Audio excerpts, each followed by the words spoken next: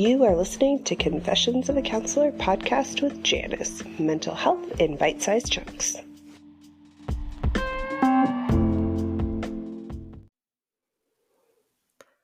Hello and welcome to Confessions of a Counselor. I'm your host, Janice, and in today's episode, I wanted to talk about self-care and panic attacks. So in past episodes this season, we've talked about self-care and anxiety, self-care and overwhelm, right? And I want to make a distinction here between those overwhelms, those knocking out of our windows, and panic attacks, because I think that they are very different, and I want to talk about those differences.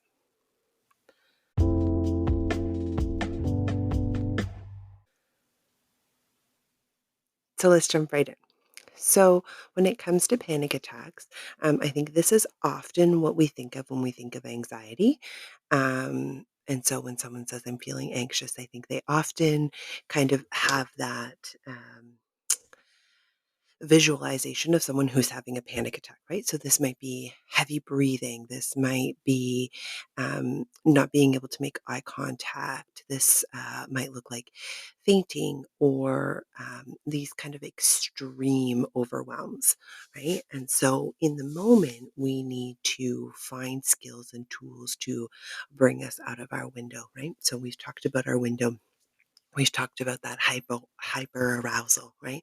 So when I get knocked out of my window and I go out in that hyper arousal state, these are the big feelings, the intense feelings that we get. And so panic attacks are often these very knocked out of my window and those high intensity feelings. So panic attack is different, right? So we talked about anxiety. We're going to manage in the moment. We might take some couple deep breaths and use our basic skills. When it comes to panic, we need to ground, right? We need to, as quickly as possible, get back into our window and then still do some work. Right? So these panic attacks can be very intense. They can be very physical, and they're less about what's happening in our mind and more about what's happening in our bodies.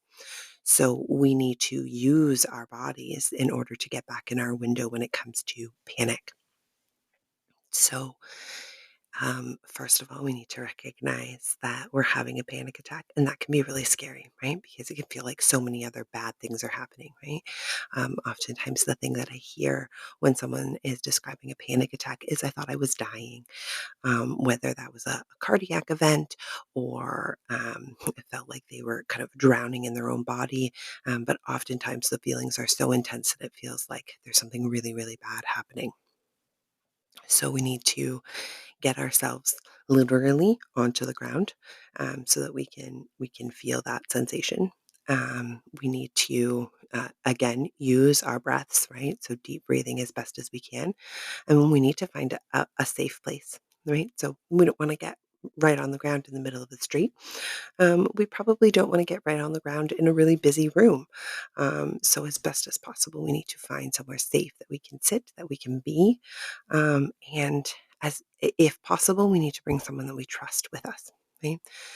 So co-regulation when we're feeling panic is going to be really important. So can we bring someone with us who can co-regulate?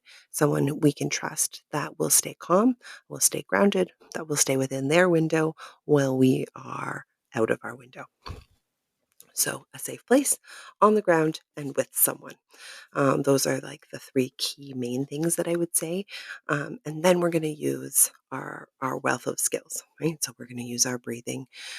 We are going to state the facts versus the kind of thoughts that will go to that doom and gloom place.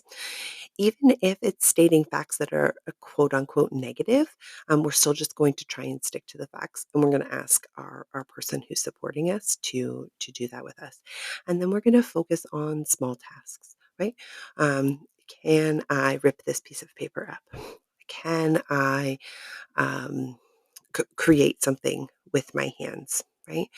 Focus on doing some sort of small menial task, and that's going to start to flip our brain into focus mode. So these types of skills can be super helpful. Can I start to list things that are important to me, right? So if you like cars, if you like workouts, if you like music, if you like art, can I start to list the things that I like about those things? And there's many different ways that we've kind of seen that in media, but can we list the things that we like?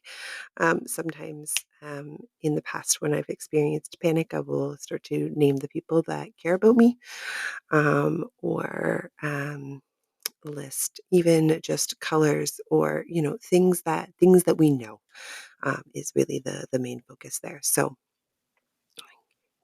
get on the ground in a safe place with someone else, using our breathing techniques, stating the facts, starting to list things that we know, or starting to do kind of some sort of menial task. So when it comes to panic, we really want to focus, right? We don't want to continue to contribute to that overwhelm. We want to focus and do something that we know, something that we love, and really start to bring ourselves back into the moment that everything is okay, right? Because overwhelm, panic, anxiety, they want to tell us that the worst thing is going to happen. So get back into our bodies, start to breathe, and focus on something that we know and that we love. Okay, I hope you find that helpful. Until next time, take care.